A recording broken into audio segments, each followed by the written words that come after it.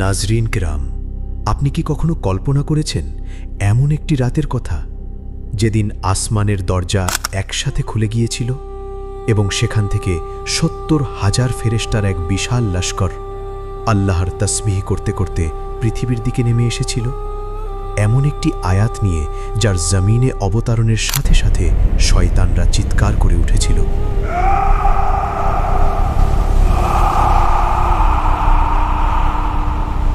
রাজাদের মাথা থেকে মুকুট পড়ে গিয়েছিল আর দুনিয়ার সব বুত মুখ থুবড়ে পড়ে গিয়েছিল।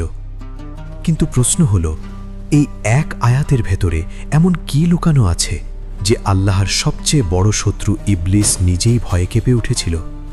এবং সবচেয়ে ভয়ঙ্কর ব্যাপার, সে নিজেই মানুষকে তার ধ্বংসের গোপন রহস্য বলে দিয়েছিল।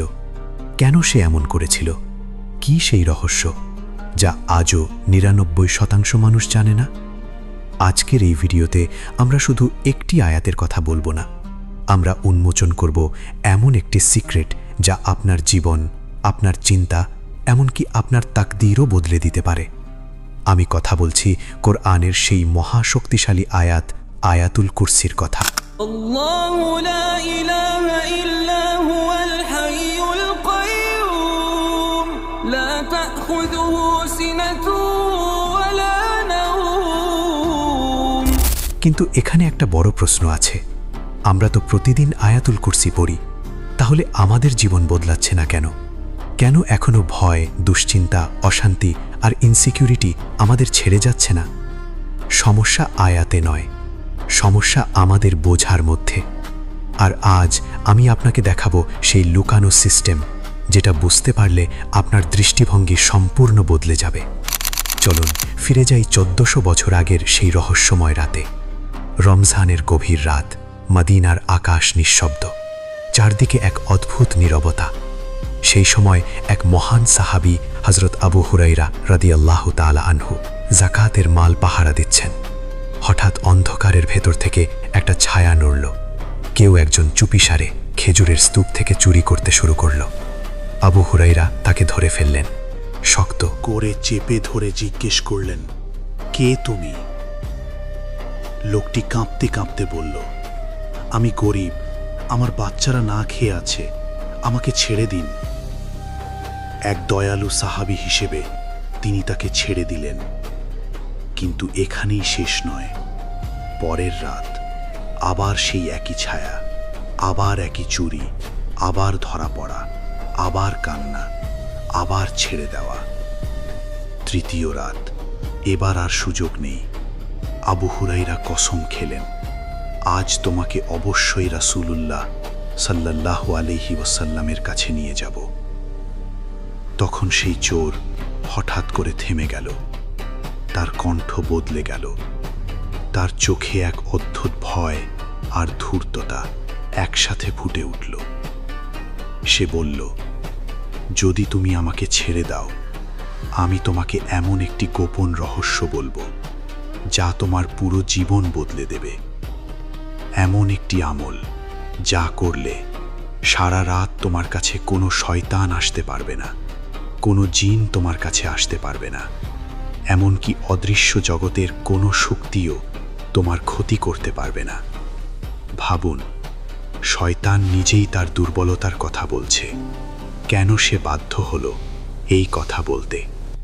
কি সেই আয়াত, কি সেই রহস্য যা অদৃশ্য জগৎকে কাঁপিয়ে দেয়? আর যদি এটা এতই শক্তিশালী হয়, তাহলে আমরা প্রতিদিন পড়েও কেন সেই ফল পাচ্ছি না? এখান থেকেই শুরু হচ্ছে আসল রহস্য, যার উত্তর আপনার চিন্তার থেকেও অনেক গভীর এবং ভয়ঙ্কর।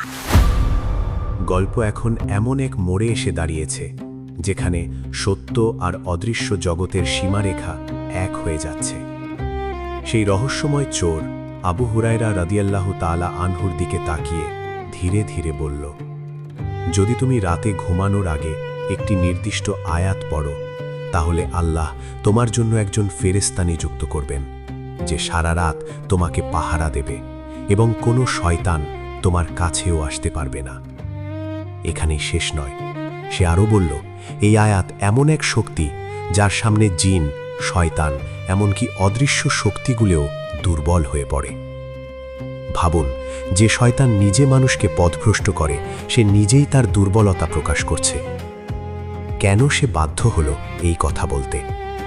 আবু হুরায়রা তাকে ছেড়ে দিলেন, কিন্তু ভেতরে ভেতরে তার মনে প্রশ্নের ঝড় শুরু হয়ে গেছে। পরদিন সকাল তিনি রাসূলুল্লাহ সাল্লাল্লাহু আলাইহি ওয়াসাল্লামের কাছে গিয়ে পুরো ঘটনা খুলে বললেন। তখন নবীজি এমন একটি কথা বললেন যা এই ঘটনার পুরো রহস্য উন্মোচন করে দিল। তিনি বললেন, সে তোমাকে সত্য বলেছে, যদিও সে বড় মিথ্যাবাদী। এবং তারপর জিজ্ঞেস করলেন, তুমি কি জানো সে কে ছিল? সে ছিল শয়তান। এখানেই শুরু হয় সবচেয়ে বড় ধাক্কা। শয়তান নিজে স্বীকার করল যে এই আয়াত তার জন্য সবচেয়ে ভয়ঙ্কর। এখন প্রশ্ন হল, কেন এই আয়াত এত শক্তিশালী? কি আছে এর ভেতরে যা অদৃশ্য জগৎকে কাঁপিয়ে দেয়? এবং এখানেই আমরা প্রবেশ করি আয়াতুল কুরসির গভীর রহস্যে। সুরক্ষা ব্যবস্থা একটি অদৃশ্য ঢাল যা মানুষের চারপাশে এমন এক শক্তির বৃত্ত তৈরি করে যা কোনো খারাপ শক্তি ভেদ করতে পারে না। যেমন আজকের দিনে আমরা আমাদের মোবাইল বা অ্যাকাউন্টকে 2 স্টেপ ভেরিফিকেশন দিয়ে সুরক্ষিত রাখি, ঠিক তেমনি আয়াতুল কুরসি হল মানুষের রুহানি সিকিউরিটি সিস্টেম। কিন্তু এখানেই সবচেয়ে বড় ভুল। আমরা শুধু মুখে পড়ি, কিন্তু এর ভেতরের শক্তিকে বুঝি না। আর না বুঝলে সেটি শুধু শব্দ হয়ে থাকে, শক্তি হয়ে ওঠে না। ইতিহাসে এমন অসংখ্য ঘটনা পাওয়া যায় যেখানে এই আয়াত বাস্তবিকভাবে মানুষের সুরক্ষা দিয়েছে। এক বুজুর্গের ঘটনা বর্ণনা করা হয়। তিনি একবার গভীর জঙ্গলে রাত কাটাতে বাধ্য হলেন। চারপাশে অন্ধকার আর ভয়ঙ্কর জন্তু জানোয়ার। তিনি মাটিতে একটি বৃত্ত আঁকলেন এবং আয়াতুল কুরসি পড়ে তার ওপর ফু দিলেন। তারপর যা ঘটল তা অবিশ্বাস্য। সারা রাত হিংস্র জন্তু সেই বৃত্তের বাইরে ঘুরে বেরিয়েছে, কিন্তু কেউ ভেতরে ঢুকতে পারেনি, যেন একটি অদৃশ্য দেয়াল তাদের আটকে রেখেছিল। এখন একটু চিন্তা করুন, আমরা প্রতিদিন কত ভয় নিয়ে বাঁচি। ভবিষ্যতের চিন্তা, ক্যারিয়ারের চাপ, মানুষ কি বলবে এই ভয়, অদৃশ্য শক্তির ভয়, নজর লাগার ভয়। কিন্তু যদি একটি আয়াত এই সব কিছুর বিরুদ্ধে একটি ঢাল হয়ে দাঁড়াতে পারে, তাহলে কেন আমরা সেই শক্তি অনুভব করতে পারছি না? এখানেই আসল রহস্য। আয়াতুল কুরসি শুধু পড়ার জন্য নয়, এটি বোঝার জন্য, এটি অনুভব করার জন্য, এটি আপনার চিন্তার কাঠামো বদলে দেওয়ার জন্য। এই আয়াতের প্রতিটি শব্দ আল্লাহর এমন গুণের কথা বলে যা আপনার মনের ভিতরের ভয়কে ভেঙে দেয়। যখন আপনি বুঝবেন যে আল্লাহ সব কিছু নিয়ন্ত্রণ করছেন, আপনার অতীত, বর্তমান, ভবিষ্যৎ সব কিছু, তখন আপনার ভিতরের অস্থিরতা নিজে থেকেই কমে যাবে। কিন্তু এখানেই শেষ নয়। এই আয়াতের ভেতরে এমন একটি লুকানো ডিজাইন আছে যা খুব কম মানুষ জানে। একটি সিমেট্রিক্যাল স্ট্রাকচার, যেখানে শুরু আর শেষ একে অপরের প্রতিচ্ছবি। মাঝখানে রয়েছে সেই বার্তা যা মানুষের সবচেয়ে বড় সমস্যার সমাধান দেয়।